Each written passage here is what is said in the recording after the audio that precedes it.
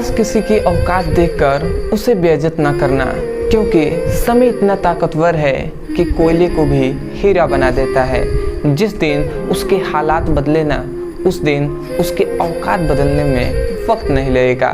तो hello everyone, आज के इस वीडियो में हम पढ़ने वाले हैं क्लास 12 फिजिक्स का तीसरा चैप्टर जो है सरल रेखा में गति, जिसका मोस्ट इम्पॉर्टेंट टॉपिक जो आज के इस वीडियो में हम पढ़ने वाले हैं जो है गति का समीकरण। तो हम जानते हैं कि गति के 3 समीकरण होते हैं, उस पर हम डिस्कस करेंगे और गति के तीनों समीकरण को आज के इस वीडियो में हम प्रूफ करेंगे, सिद्ध करेंगे कि कैसे ये समीकरण आया है जो आपके एग्जाम में भी पूछ लिया जाता है। तो चलिए हम स्टार्ट करते हैं। तो यहाँ पे हमें सबसे पहले तो ये जानना होगा कि गति के कितने समीकरण होते हैं। तो हम चूंकि इतनी बात जानते हैं कि गति के 3 समीकरण होते हैं। अब वो कौन कौन से होते हैं, तो सबसे पहला समीकरण जिसे हम v = u + at, ये एक पहला समीकरण है। दूसरा गति का दूसरा समीकरण होता है s = ut + ½ at², ठीक है।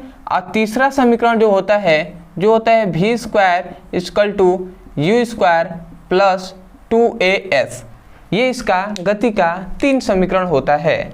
तो आशा करते हैं आप समझ गए होंगे। सबसे पहला समीकरण v = u + at होता है, दूसरा होता है s = ut + ½ at² होता है, और तीसरा होता है v² = u² + 2as होता है। तो इतनी बात आप समझ गए। तो अब देखिए, इसमें सबसे पहले तो आपको ये जानना होगा कि इसमें सबसे पहले v क्या है, u क्या है, a क्या है, t क्या है, s क्या है, ये सब आपको पता होगा, तब जाकर आप इसको प्रूफ कर पाएंगे। तो सबसे पहले हम यहाँ पे लिखते हैं कि जहाँ पर सबसे पहले ये आपको v दिखाई दे रहा है, v मतलब है यहाँ पे अंतिम वेग से, ठीक है, अंतिम वेग। अब यहाँ पे आपको दिखाई दे रहा होगा एक u, तो u क्या है, u है प्रारंभिक वेग, ठीक है जी। अब आता है a क्या है यहाँ पे, तो a है यहाँ पे त्वरण, ठीक है। t क्या है, तो t है यहाँ पे समय, और s क्या है, तो s है यहाँ पर विस्थापन। तो आशा करते हैं कि ये जो आपको 5 यहाँ पे दिखाई गया है ये आपको समझ में आ गया होगा कि कौन कौन है। यहाँ पे देखिए, ये 5 चीज़ों से मिलकर ही ये तीनों फॉर्मूले बने हुए हैं। तो अब हमें क्या आता है, आपके एग्जाम में आपको इसको प्रूफ करने के लिए कहता है कि गति के प्रथम समीकरण को सिद्ध कीजिए, या कह देगा कि गति के द्वितीय समीकरण को सिद्ध कीजिए। इस प्रकार आपसे क्वेश्चन पूछा जाता है। तो चलिए हम एक एक करके प्रूफ करेंगे। प्रूफ करने के लिए 3 माध्यम से हम प्रूफ करते हैं। एक है सामान्य जो फॉर्मूले से हम प्रूफ करते हैं, और वैसे ही आपको बोर्ड एग्जाम में जो आपके एग्जाम होते हैं, ठीक है, उसमें आपसे किया जाता है। दूसरा होता है ग्राफी माध्यम से भी हम कर सकते हैं, और तीसरा कि कैलकुलस के भी माध्यम से हम कर सकते हैं। बट अभी हम क्या करेंगे, सामान्य फॉर्मूले से ही हम प्रूफ करेंगे जो आपके बोर्ड एग्जाम में ज़्यादातर जो आपसे पूछा जाता है। तो चलिए हम स्टार्ट करते हैं। तो हम आते हैं सबसे पहले गति के प्रथम समीकरण से। तो हम यहाँ से लिखेंगे, पहले हम प्रूफ करेंगे, तो हम लिखेंगे गति के प्रथम समीकरण। अब इसको गति के प्रथम समीकरण को हम प्रूफ करेंगे। तो गति का प्रथम समीकरण क्या है, हम जानते हैं क्या है, v = u + at है। यह है गति का प्रथम समीकरण। अब देखिए, सबसे पहले इसको हमें प्रूफ करना है। तो आपको प्रूफ करने से पहले आपको सबसे पहले यहाँ पर देखिए कैसे आपको जो एग्जाम में आता है तो कैसे लिखना है, ठीक है, ये भी आप समझ जाइए। गति का प्रथम समीकरण लिखकर और उसके बाद आप लिखेंगे यहाँ पे ऐसे v = u + at। अब आप यहाँ पे लिखेंगे चूंकि हम जानते हैं। अब आप यहाँ पे जानते हैं लिखकर उसके बाद v लिखेंगे कि v क्या है, यहाँ पे v है अंतिम वेग, ठीक है। u क्या है, u है यहाँ पे प्रारंभिक वेग। a क्या है यहाँ पे, तो a है त्वरण, और t क्या है, तो यहाँ पे है समय। इस प्रकार आपको चारों को इसको लिखकर आपको दर्शाना होगा ठीक है। उसके बाद आप यहाँ पे लिखेंगे, अब यहाँ पे लिखेंगे प्रूफ। प्रूफ मतलब सिद्ध अब हम करना है। तो चलिए अब हम इसे सिद्ध करते हैं, जो कि आपको बोर्ड एग्जाम में से पूछ लिया जाता है। तो अब आते हैं, देखिए प्रूफ में यहीं पे कर रहा हूँ, आप थोड़ा सा ध्यान से समझेंगे। चलिए हम, हाँ चलिए इसका अभी मादा करेंगे। अब देखिए हमें प्रूफ करना है, तो चलिए हम यहाँ से मिटका देते हैं, यहाँ पर हम लिख देते हैं प्रूफ मतलब सिद्ध। अब इसका प्रूफ कैसे होगा, तो चूंकि हम जानते हैं, आप लिखेंगे चूंकि हम जानते हैं। अब क्या आप जानते हैं, आप जानते हैं त्वरण। त्वरण बराबर, त्वरण ए बराबर क्या होता है, वेग परिवर्तन बटे समय अंतराल। त्वरण का फॉर्मूला होता है वेग परिवर्तन बटे समय अंतराल। जैसे वेग परिवर्तन का मतलब कि अंतिम वेग माइनस प्रारंभिक वेग बाई टी होता है, ये त्वरण का फॉर्मूला होता है। आपने हमसे त्वरण पढ़ा होगा तो आपको पता होगा, हमने फॉर्मूला यह बताया था। नहीं पढ़े तो आप जान जाइए। यहाँ पे भी क्या है, अंतिम वेग है, ये है प्रारंभिक वेग, और टी क्या है, समय है। अब देखिए ये इधर क्या है, गुणा में है, सॉरी भाग में है टी, इधर आएगा तो ए में गुणा कराएगा, तो ये इधर आ गया तो ए टी हो गया, अब भी माइनस यू हो गया। अब देखिए ये इधर क्या है, u इधर माइनस में है, बराबर के इधर आएगा तो प्लस में हो जाएगा, तो इसका मतलब ए टी, ये इधर आ गया तो प्लस में हो गया, इधर क्या बचा, v बचा। अब देखिए इसी को अगर हम सीधे तरीके से लिखें तो हम लिख सकते हैं v equal to u plus a t. लिख सकते हैं कि नहीं लिख सकते हैं, तो बिल्कुल आप लिख सकते हैं। यही तो है आपका गति का प्रथम समीकरण। देख लीजिए v equal to u plus a t, यही तो है v equal to u plus a t. तो ये आपका जो गति का प्रथम समीकरण है, ये आपका प्रूव्ड हो गया है। तो ये आपको आशा करते हैं आपको समझ में आ गया होगा कि गति का प्रथम समीकरण आता है। सबसे पहले आपको इतना बात को लिखकर, उसके बाद प्रूफ लिखकर यहाँ तक लिख देना है। जो गति का प्रथम समीकरण है ना, ये बहुत ही ईजी है प्रूफ करने के लिए। केवल आपको ये फॉर्मूले याद हो, आप पक्षांतर करना जानते हैं तो आप प्रूफ कर लेंगे। अब हम देख लेते हैं गति का द्वितीय समीकरण भी प्रूफ करने के लिए। तो यहाँ से हम लिखते हैं, अब हम देखते हैं गति का द्वितीय समीकरण। तो हम यहाँ पे लिखेंगे गति का द्वितीय समीकरण। अब चूंकि द्वितीय समीकरण क्या है, गति का द्वितीय समीकरण है s इक्वल टू, यही तो आप जानते हैं, s equal to u t plus half a t square. यह है गति का द्वितीय समीकरण।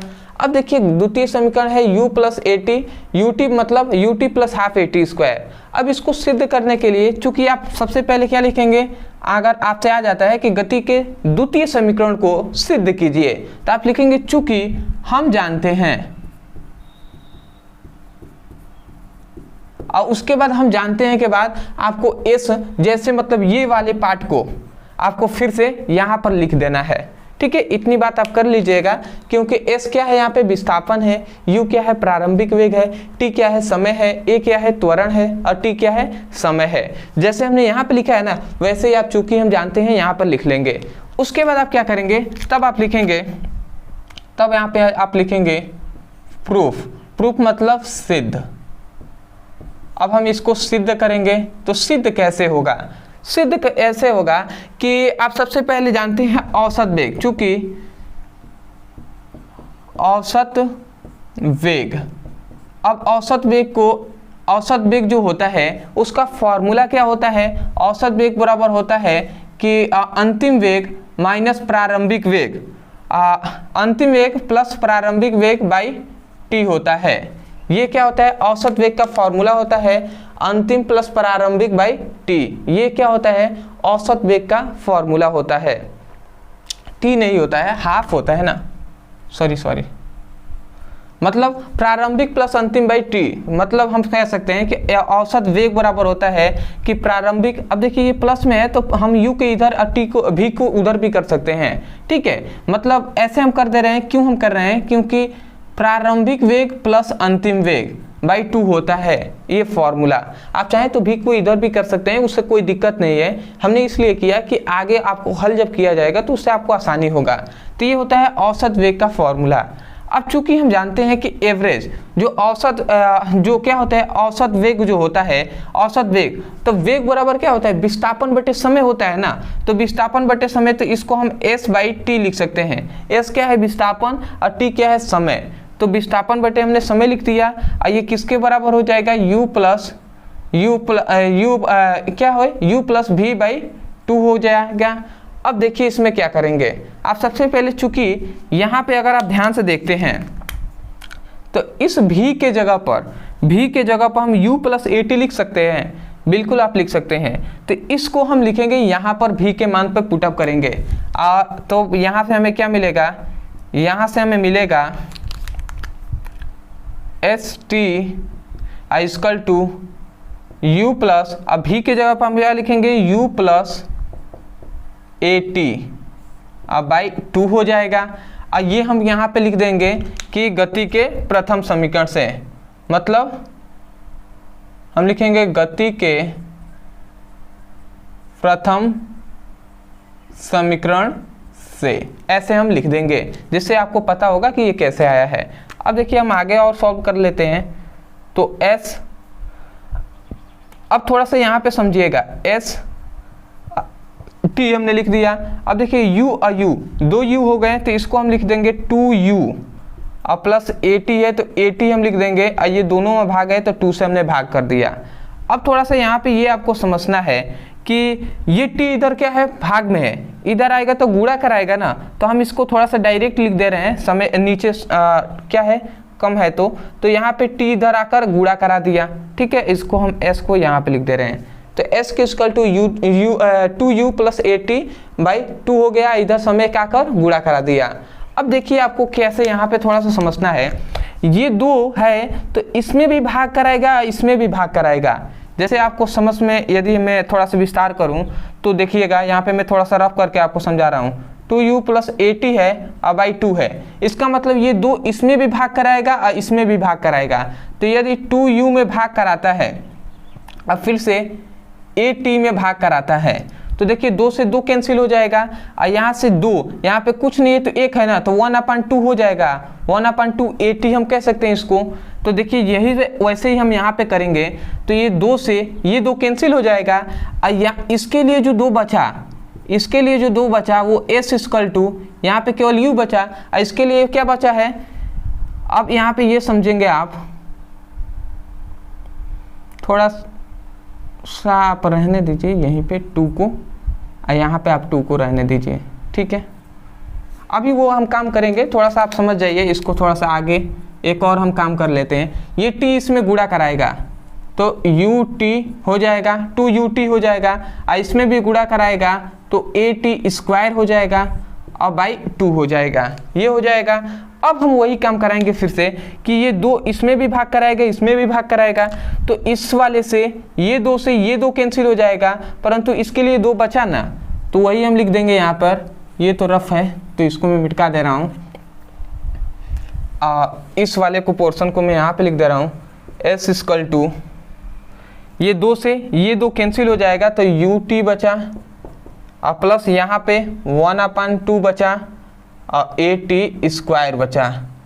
अब ये जो आपका फॉर्मूला मिला, यह है गति का द्वितीय समीकरण का फॉर्मूला, ठीक है। s = देख लीजिए, s = ut + ½ at², s = ut + ½ at²। तो ये आपका प्रूफ हो गया है।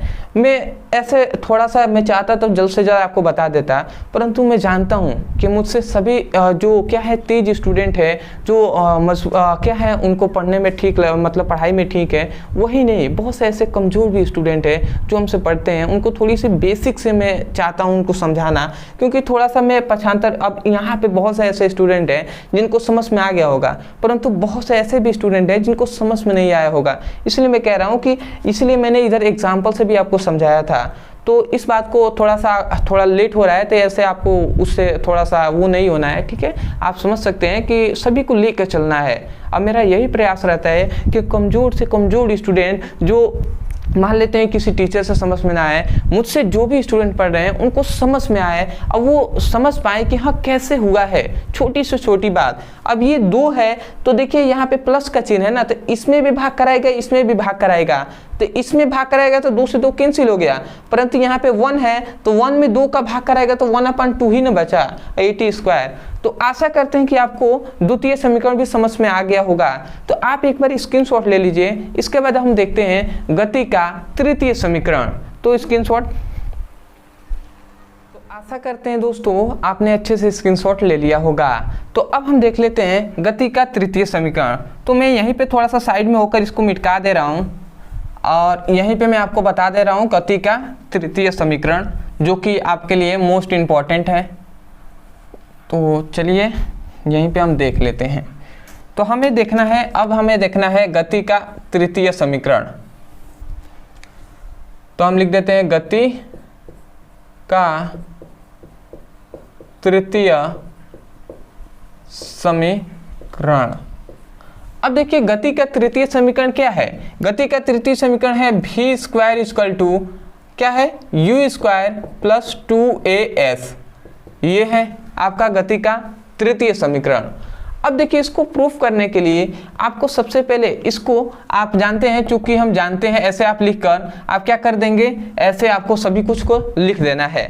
जैसे ऐसे हमने किया है ना, वैसे ही आपको ये हम जानते हैं और उसके बाद इसमें जो u आप लिख देंगे अंतिम, v² प्रारंभिक, a मतलब त्वरण, s मतलब विस्थापन, ऐसे आप लिख देंगे। उसके बाद आप लिखेंगे प्रूफ। ठीक है, थोड़ा सा आप अपना भी एफर्ट लगाइएगा। अब आता है प्रूफ पे। तो प्रूफ कैसे होगा, तो प्रूफ आप जानते हैं, चूंकि हम आप लिखेंगे चूंकि हम जानते हैं, ऐसे आप लिखेंगे हम जानते हैं। अब क्या जानते हैं, गति के, मैं यहाँ पे लिख दे रहा हूँ गति के प्रथम समीकरण से। अब गति का प्रथम समीकरण आप जानते हैं क्या होता है, v = u + at होता है। ये होता है कि नहीं गति का प्रथम समीकरण। अब देखिए इनमें हम दोनों पक्षों में वर्ग करेंगे, तो आप लिख लेंगे दोनों पक्षों का वर्ग करने पर, दोनों पक्षों का वर्ग करने पर। अब दोनों पक्षों का यदि हम वर्ग करते हैं तो ये हो जाएगा v², ठीक है। इसका यदि हम वर्ग करते हैं तो u + at का स्क्वायर हो जाएगा, होगा कि नहीं होगा, तो बिल्कुल हो जाएगा। अब देखिए इसको हम कैसे करेंगे, अब इसको हम लिख देते हैं v², ठीक है। अब देखिए इसको हम a मानते हैं और इसको हम b मानते हैं, तो a + b का होल स्क्वायर = फॉर्मूला क्या होता है, ये बात आप जानते होंगे कि a + b का होल स्क्वायर = होता है a² + 2ab + b²। ये फॉर्मूला आप जानते हैं। तो इसी फॉर्मूले पर हम इसको तोड़ेंगे। तो सबसे पहले हम लिखेंगे a², तो a क्या है, यहाँ पे u है तो u का स्क्वायर + 2 लिख दिए, फिर से a क्या है, u है तो u हम लिखेंगे, और b क्या है, तो b आप देख रहे हैं 80 है तो 80 हमने लिख दिया, ठीक है। अब प्लस हम करेंगे, प्लस यहाँ पे b² है तो b क्या है, यहाँ पे a t है तो 80 का स्क्वायर हमने कर दिया। तो 80 का स्क्वायर करेंगे तो देखिए a पर भी स्क्वायर होगा और t पर भी स्क्वायर होगा ना, क्योंकि a t का स्क्वायर इस प्रकार होगा। तो हम इसको हम डायरेक्ट थोड़ा सा यहाँ पे कर दे रहे हैं, a² और t²। समझ गए होंगे, a² + 2ab + b², ये हो गया। अब देखिए अब यहाँ पे क्या होगा, v² ये हमने लिख दिया u²। अब इसमें हम कॉमन क्या क्या है वो आप ध्यान से समझेंगे। यहाँ पर a देखिए इस पार्ट में भी है और यहाँ पर भी a है, तो हम सबसे पहले a को कॉमन करेंगे और उसके बाद यहाँ पे 2 देखिए यहाँ पर है और इसमें 2 नहीं है, तो यदि हम 2 को भी कॉमन करते हैं, यदि हम इसमें से इन दोनों में से हम केवल 2a को कॉमन करते हैं, तो 2a को कॉमन करते हैं तो इसमें से 2a निकल गया, तो यहाँ पे केवल ut बचा और प्लस यहाँ पे देखिए 2 नहीं है। तो जिसमें नहीं होता है, जो चीज़ हम कॉमन करते हैं और मान लेते हैं उसमें नहीं है, तो उसमें भाग हो जाता है। तो यहाँ पे क्या हो जाएगा, 2 का भाग हो जाएगा। यहाँ पे कुछ नहीं है तो 1 है कि नहीं है, 1 है ही है, ठीक है, क्योंकि 1 में अगर गुणा करेंगे तो 1 ही ना होगा। तो 1 में अब 2 का हम भाग कर देंगे तो इसमें अगर भाग हो गया तो 1/2 लिख दिए। ए इसमें से एक निकल गया है तो इसमें एक और ए बचा तो ए हमने लिख दिया, और टी स्क्वायर है तो हमने टी स्क्वायर लिख दिया। आशा करते हैं आपको समझ में आ रहा होगा। अब ध्यान से समझेंगे आप, आपका प्रूफ हो गया है v square equal to u square plus 2a। अब देखिए ये बताइए, ये इसको आपको याद हो रहा है you t plus half a t square, यही तो है आपका गति का द्वितीय समीकरण।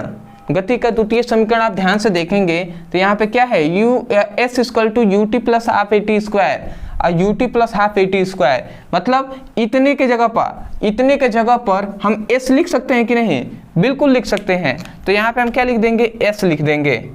और अब ये आपका मिला v square equal to u square plus 2as, यही तो है गति का तृतीय समीकरण।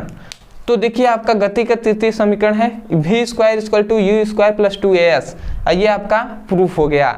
तो आशा करते हैं दोस्तों आपको गति का प्रथम, द्वितीय और तृतीय जो समीकरण है ये आपको अच्छे से समझ में आ गया होगा। तो अदरवाइज मैं यही कहूँगा, यदि आपको समझ में आया है तो चैनल से जुड़ जाइएगा, चैनल को जरूर सब्सक्राइब कीजिएगा, क्योंकि आगे जो भी आपके लिए कंटेंट होंगे क्लास 11th के लिए वो सब आपके लिए प्रोवाइड कराएंगे। और यहाँ पे सीरियस होकर पढ़ाई कराया जा रहा है। यदि आप भी क्लास 11th का फिजिक्स और केमिस्ट्री का सीरियस होकर पढ़ाई करना चाहते हैं और पढ़ाई कर रहे हैं तो आप जाइए चैनल के प्लेलिस्ट में, वहाँ पे फिजिक्स और केमिस्ट्री का प्लेलिस्ट बना दिया गया है। तो वहाँ से आप चैप्टर वाइज सीक्वेंस में सभी आपको वीडियो मिल जाएंगे, तो वहाँ से अच्छे से अपने पढ़ाई कर सकते हैं और एग्जाम में भी अच्छे नंबर से पास हो सकते हैं। तो चलिए दोस्तों आज के लिए इतना ही, मिलते हैं एक बेहतरीन टॉपिक के साथ, तब तक के लिए धन्यवाद। जय हिंद, जय भारत।